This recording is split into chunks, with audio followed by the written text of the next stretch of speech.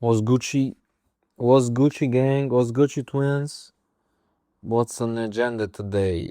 Today is July 23rd. Just hit legs, and we're doing a little voiceover on a topic I wanted to discuss. The topic for today is something that I thought about while actually performing some of the movements on those torturous devices, if you know what I mean. Talking about the leg equipment.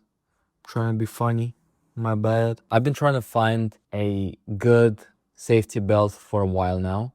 I had like a very thin one for a very long time, but as I'm extremely slowly getting stronger and stronger, counter force is starting to climb a bit, right?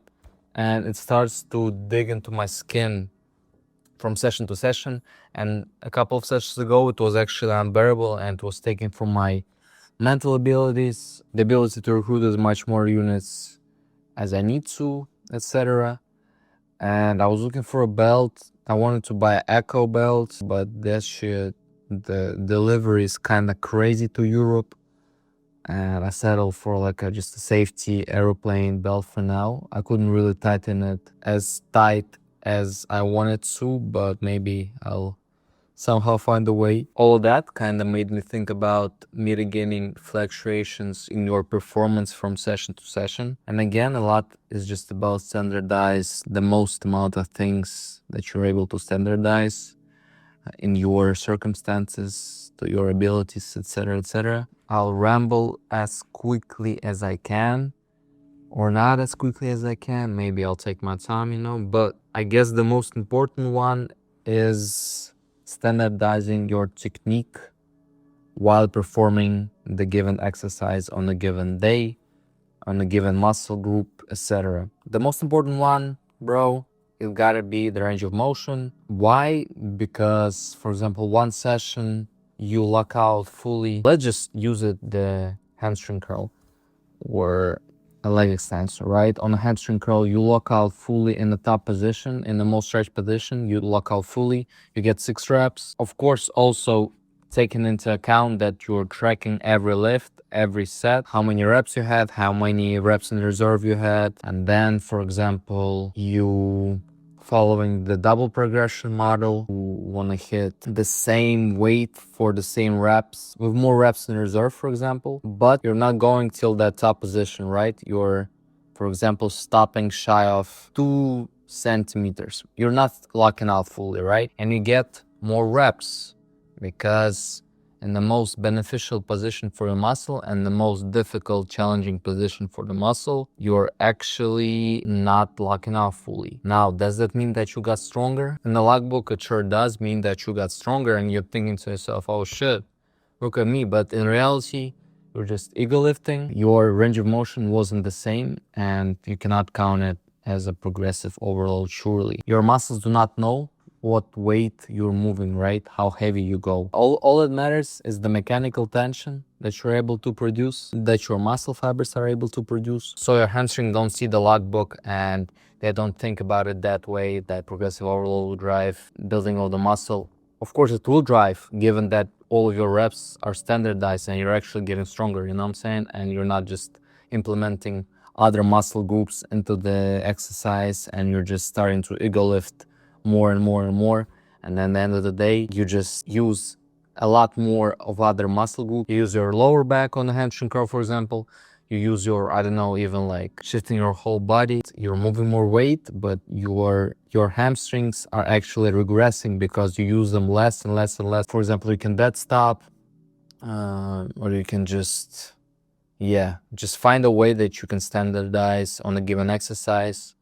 And then when progression actually comes, that means that the progressive overload is actually happening and you know for a fact that you're getting stronger at that given movement. Quite important. Tempo, you don't need to overcomplicate it. You don't need to be counting in your head because it also can take away from your ability to lock in and perform at your highest abilities. But do not change it drastically from session to session, meaning like, for example, on a hack squat, one session you can do a nice controlled-ish controlled. You know what I'm talking about. Just control tempo. Session, you can just be jumping into the lower position and not controlling the weight at all, using that momentum, for example, or like bouncing out of the bottom. Doesn't mean that you're progressively overloading. It just means that your circumstances changed, your leverage changed, and you're not actually progressing. Also, for example, on some things like when you do back, of course, grip width, how wide you take the lat pull down bar, for example, if you're performing that exercise. Of course, it also needs to be standardized. Me being very neurotic, also the machines that you use, the stands, the back pads, every setting needs to be the same. Of course, probably machines don't need to be the same, but in the perfect circumstances, of course, you're better off using the same exact machine, the same exact cable stack, and that way you know for a fact that you're actually progressing. That's it about your technique, I guess. All the above will help you determine if you actually got stronger with your muscles and did not make your setup or your movement easier to execute per se, you know. Then we'll go to the training time. You better standardize that. Your body temperature changes, how tired, how ready you are to kill it also changes from morning to evening. Your nervous system readiness to perform at your best abilities change. If you're comfortable working out at a given time, you better work out at least that same, for example, upper day at the same time, because your performance will for sure change. It's a big variable. First upper day A, let's just put it that way, you perform in the morning at 10 a.m. and the next session, for example, you go in the evening at 9 p.m. Food changed, body temperature changed, CNS changed, water intake changed, sodium, electrolytes, food changed, the carbs, the glycogen changed, everything changed. And your performance will change, and this is a very bad environment to track your progress accurately. Nutrition, of course, very basic, but still extremely important. All right, do not live in the box as me and eat the exact same thing, but at least try to keep your macros the same. Maybe type of carbs the same. Pre-lift specifically. Intra also, preferably fast digesting simple carbs. Just keep the amount the same. You can change from day to day. You can do cream of rice, then you can do cereal, then you can do rice cakes, then you can do, I don't know, fruit, bananas. It's better for a pre-workout meal not to consist fully of fructose, also glucose. Eat not only fruit, but also like grains and other things, you know. Food doesn't result in the muscle hypertrophy. Food is just energy and fuel for your performance.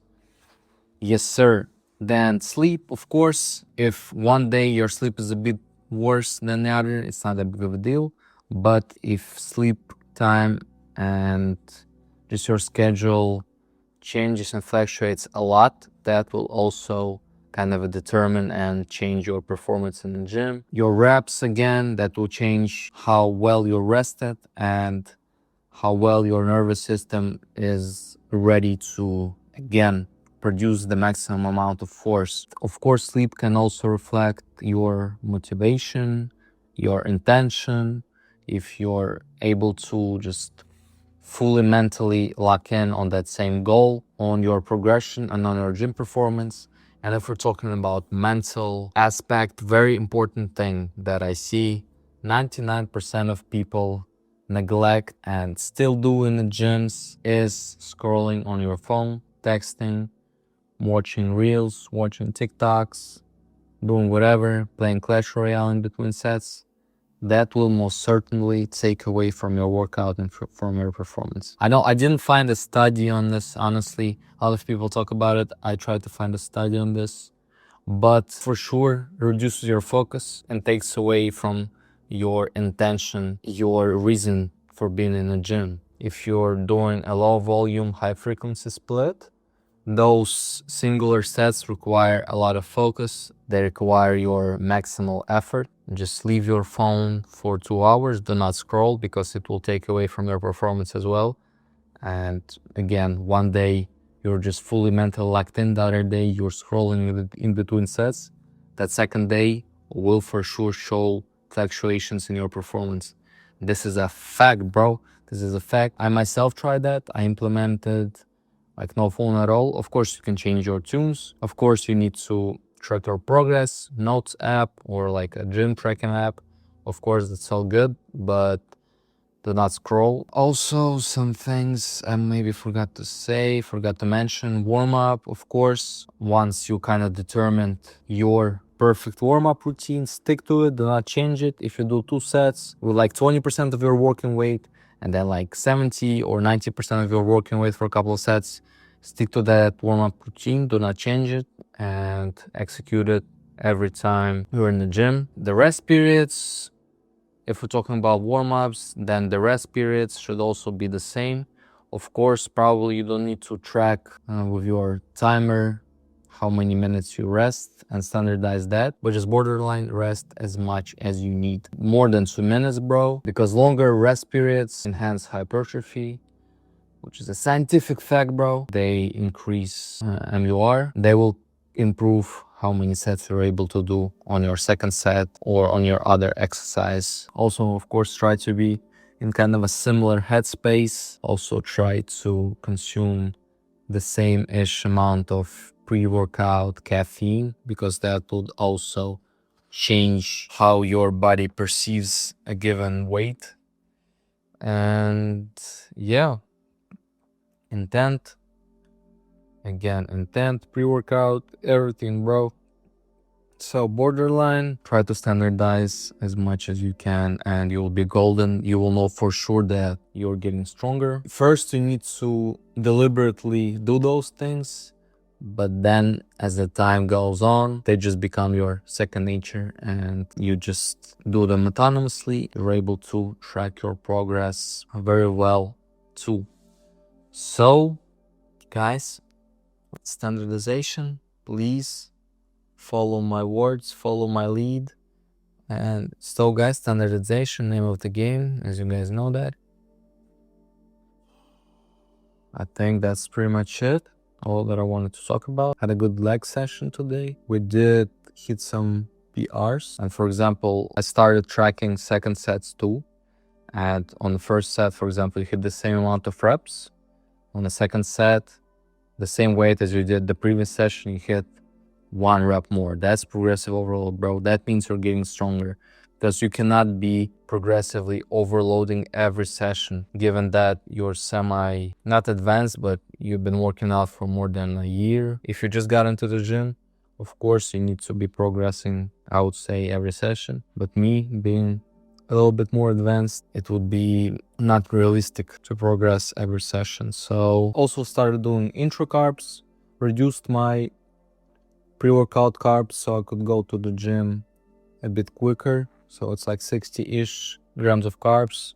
That means that I digest for around an hour and then I go instead of hour and a half. And then I just do like, I think it's 16 grams of dextrose intra. I know it's not a big amount, but I'm also not as ginormous and heavy as some of the other guys. Actually feeling the difference for now, I guess mentally the most, but in terms of motor unit recruitment and also just replenishing your liver glycogen, I think that also adds a bit of a boost, Remove as much variables as you can. Small progressions from session to session will become more and more evident, and it will just be a very good signifier that you're doing everything right and you're growing, your rest is good, everything else is good, The more of those little things that you control, the better you will be at assessing your rate of progression. That's it, folks.